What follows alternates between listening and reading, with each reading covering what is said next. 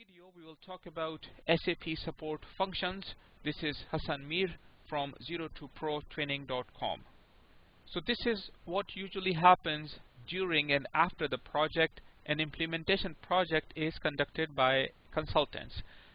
In a small scale project, external consultants could be hired on an individual basis. Otherwise, a project could be conducted by a consulting firm, which could hire contractors or could use their employees for the project. The project will go live at a certain point, and this is a point where modules that were being implemented goes in production. Usually warranty is offered by the implementation team, and in this warranty period any issues that come up is handled by the project team.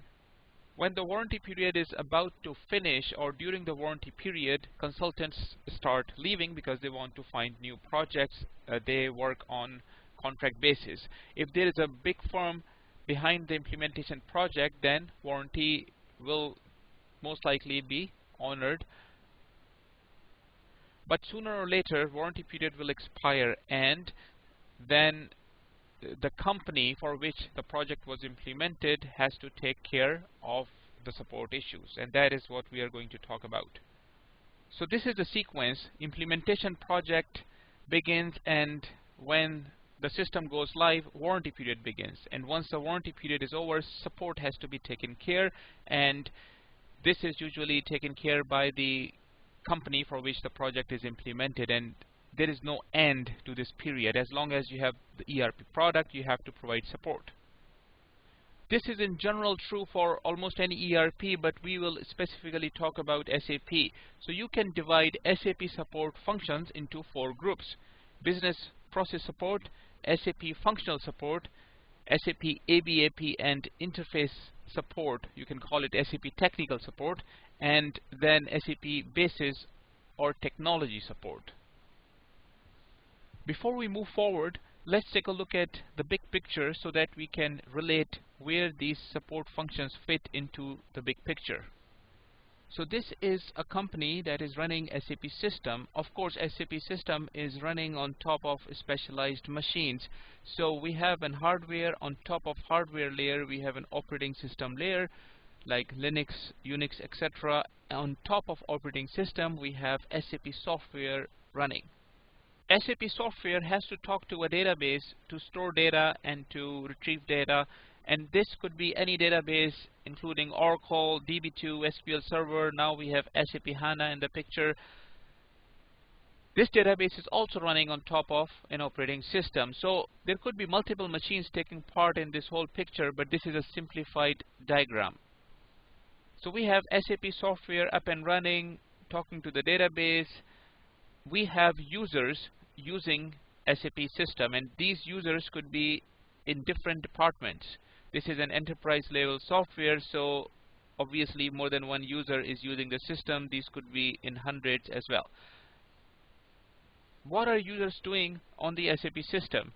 Business processes are taking place in the company, and as a result of certain events taking place in the company, users are interacting with the system. For example, user receives an invoice, and he is now manually entering this invoice in the system. Some shipment has arrived into the receiving dock, and the person receiving the shipment is entering data into the system. Checks are printing out of the system, and they are going to be billed to the suppliers, for example. So activities are happening in the company, as a result of which users are interacting with the system. So keep in mind, there is a layer on top of the ERP system as well, and that is called business process layer. Companies have different business processes. Even two companies could be in the same vertical or industry, and they may differ in business processes. You can imagine business processes as series of tasks that will be taking place in a company. Not all the tasks will touch ERP system.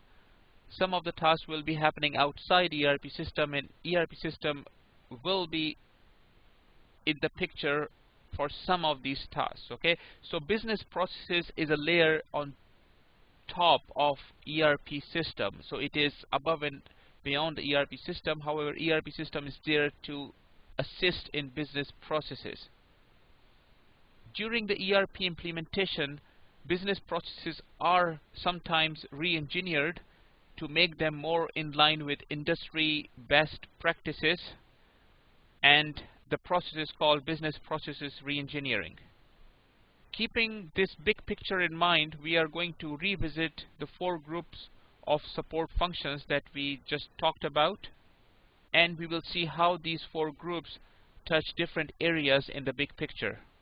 So keep in mind, business processes are sequence of tasks that are taking place in departments of a company. In an ideal world, it is all documented which task will take place next and which user is doing what in which situation. But this is not an ideal world, and assistance is required every now and then in business process area.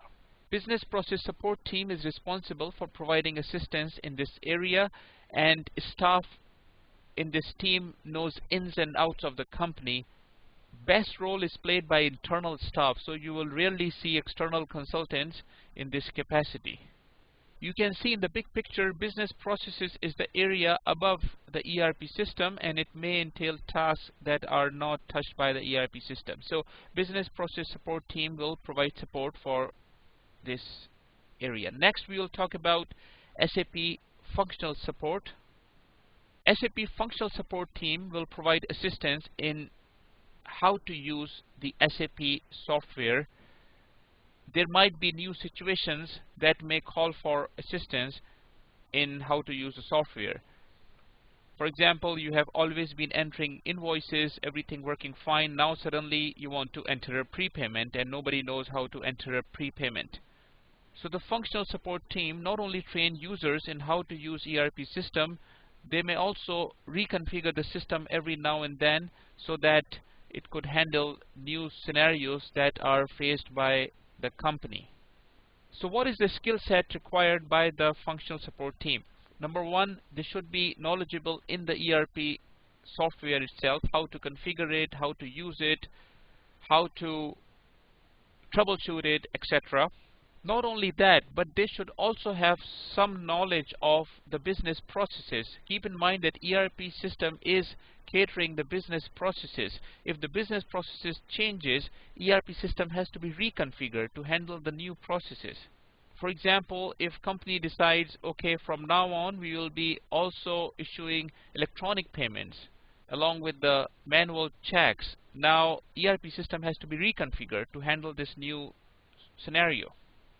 So what is the skill set required by the business process support team? They should possess very strong knowledge of business procedures and some knowledge of ERP system. And functional support team should possess very strong knowledge of the ERP system and reasonable knowledge of business procedures. Then we have SAP technical support. You can call it SAP ABAP and interfaces support. ABAP is a programming language in SAP. You will be using ABAP to program or customize SAP if it doesn't fit your needs completely. And interfaces are pieces that are used to let communication flow between SAP and external software. So in simple words, this is SAP technical support. So let's take a look at how technical support fits into the big picture.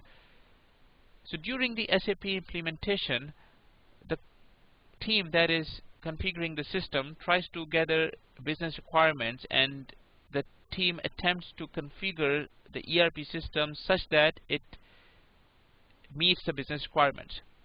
What does that mean? That means the company is doing business in a certain way, and SAP system that is being implemented should be able to handle the business procedures the way they want to run business. Obviously, business procedures are re-engineered to an extent, but SAP system has to cater to the way company does business, not the other way around.